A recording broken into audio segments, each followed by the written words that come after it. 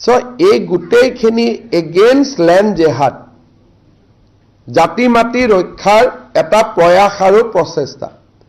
অসমীয়া মানুহে বা আমাৰ ভাৰতীয় মানুহে যদি এতিয়া সজাগ নহয় 15-20 বছৰ পিছত অসম বুলি একো নাথাকিব দিজ আৰ ৰিয়েলিষ্টিক ফটোগ্ৰাফ যদি গোলাঘাট গৈ পায় নেক্সট পজিশন ইজ তিতাবৰ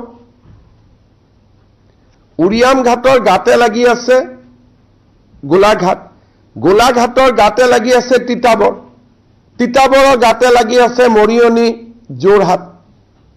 অৰ্থাৎ নেক্সট 20 ইয়াৰ্ছত যদি অসমীয়া মানুহে আজি বাধা নিদিয়ে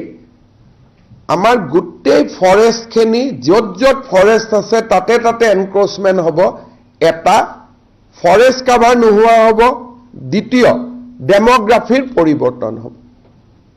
আজি সাউথ সালমাৰ পৰা মানুহ বেংগলত যাব পাৰে বেটাৰ ইনকাম আৰু 30 কিলোমিটাৰ গলে বেংগল পায় 50 কিলোমিটাৰ গলে বেংগল পায় কিন্তু তেওঁলোক গৈছে 400 কিলোমিটাৰ টুৱাৰ্ডছ লখিমপুৰ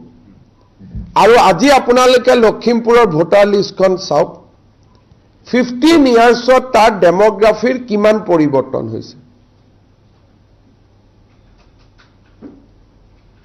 আজি 15 ইয়াৰ্ছত 20 ইয়াৰ্ছত লখিমপুৰৰ জনগাঁথনিৰ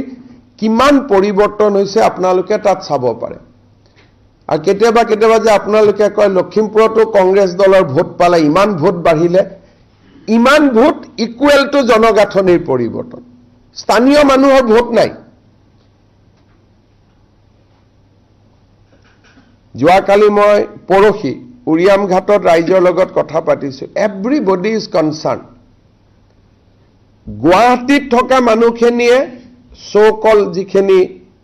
ইন্টেলেকচুৱেল বুলি কয় তেওঁলোকে প্ৰতিবাদ কৰে কিন্তু উৰিয়াম ঘাটত থকা অসমীয়া মানুহখিনিয়ে মোক কালি মেমৰেন্ডাম দিছে যে স্যাৰ এখিনি মানুহ এভিকশন কৰি দিও কালি টাই আহোম ছাত্ৰ সন্থাই মোক উৰিয়াম ঘাটত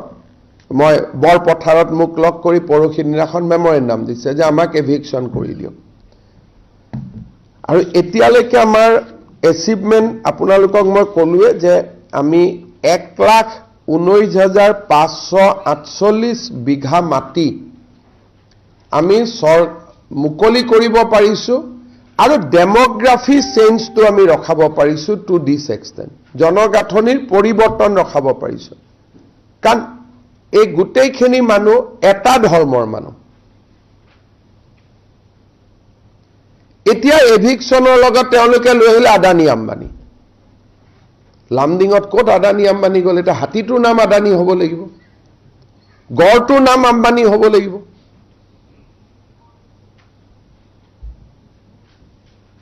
কৰি আছিলে দখল কৰা ৰখাবৰ কাৰণে কাৰ্বি আলং কাউন্সিলে আমাক মাতিছে যে ইয়াত কিবা এটা প্ৰজেক্ট লৈ দিয়ক নহলে মাটিখিনি আমাৰ হাতৰ পৰা যাবগৈ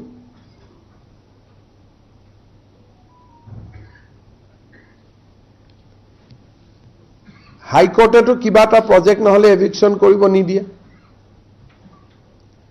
সো এই গোটেইখিনি এগেইনষ্ট ল্যান্ড জেহাদ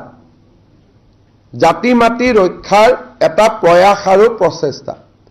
অসমীয়া মানুহে বা আমাৰ ভাৰতীয় মানুহে যদি এতিয়া সজাগ নহয় 15-20 বছৰ পিছত অসম বুলি একো নাথাকিব দিজ আৰ ৰিয়েলিষ্টিক ফটোগ্ৰাফ